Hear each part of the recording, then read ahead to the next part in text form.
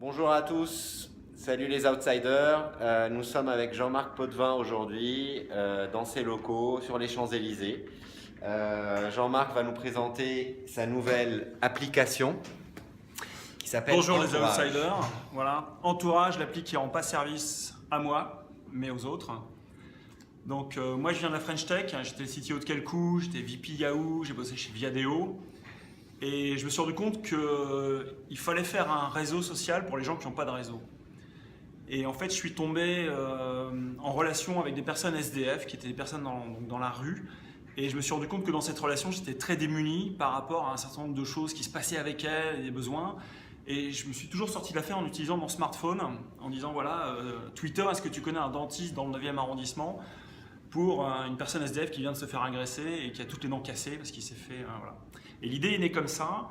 Et là, donc, on lance le réseau Entourage sur smartphone pour que les habitants des villes viennent en relation avec les personnes SDF, lutter contre l'isolement relationnel. Hein, ces gens, c'est la double peine, personne ne leur parle. Et nous, on va dire aux habitants, voilà, c'est ton boulot, va leur parler. Donc on expérimente ça bientôt, là, on lance en fait demain l'appli dans le 2e, 9e arrondissement pour expérimenter à Paris. Et vous les outsiders, je pense qu'il y a plein de trucs sur lesquels vous pourriez venir nous aider parce qu'on a besoin de tout, on est une start-up en fait de l'innovation sociale, sauf qu'on est une association, donc on n'a pas de moyens ni une société. Et on a besoin de communiquer, on a besoin de développeurs, on a besoin de réseaux, on a besoin de tas de choses. Donc je suis certain qu'avec Outsider, voilà, venez nous aider avec Entourage. Donc voilà, je vous parle rapidement de ce qu'est Entourage. Donc Entourage, quelque part, on construit un réseau solidaire et collaboratif sur smartphone qui va relier donc, dans un quartier 3 acteurs de ce quartier, les associations qui s'occupent des personnes SDF, les personnes SDF elles-mêmes et les riverains. Et très souvent, en fait, ces 3 piliers, quelque part, ne sont pas forcément en relation. Les assos s'occupent des SDF, mais il y a peu de relations entre les personnes SDF et les habitants, et il y a peu de relations entre les habitants et les associations. Et ce qu'on vise, c'est à lutter contre l'isolement relationnel des personnes de la rue. Hein, donc voilà, ce que nous disent Cyril, par exemple, je vois passer 3000 personnes par jour, il y en a 2 qui me disent bonjour. Une personne qui dit, Pierrot, qui me dit, moi, un bonjour, ça vaut 100 sandwichs, où j'ai l'impression d'être invisible.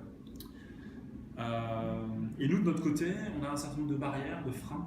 On ne sait pas trop comment rentrer dans la relation. On ne sait pas trop, on a un certain nombre de peurs, de préjugés. Et déjà, on ne se rend pas compte que c'est important. C'est-à-dire qu'on a en tête le fait qu'il a besoin peut-être de 2 € et d'un sandwich, mais on n'a pas en tête qu'il a besoin de mon bonjour et d'exister, d'avoir un prénom. Et du coup, la promesse qu'Entourage va faire aux riverains, c'est de dire n'hésite pas à rentrer dans la relation avec cette personne SDF. 1, c'est important. Et 2, c'est la promesse qu'on lui fait, tu n'es pas tout seul. Il y a d'autres personnes dans le quartier qui, comme toi, sont concernées par ce sujet-là. Voire, il y a des associations dans le quartier qui, comme toi, sont concernées par ce sujet-là. Et du coup, tu n'es pas tout seul dans cette relation et on va te permettre de te mettre en relation avec ces personnes-là. Donc c'est d'une certaine manière un site de rencontre, de solidarité. C'est un peu comme un Tinder ou un Happn où on va mettre des gens qui sont à proximité, on va les mettre en relation pour faire des trucs ensemble dans la vraie vie. Donc ces trucs, c'est ce qu'on appelle des entourages. Un entourage, c'est quoi? C'est un petit groupe de personnes qui mènent une action dans la vraie vie ensemble. Ça peut être tout simplement d'aller faire un cinéma, prendre un café, peut-être d'aider dans une démarche d'aller déclarer qu'il a perdu ses papiers. Voilà, ça sont des entourages.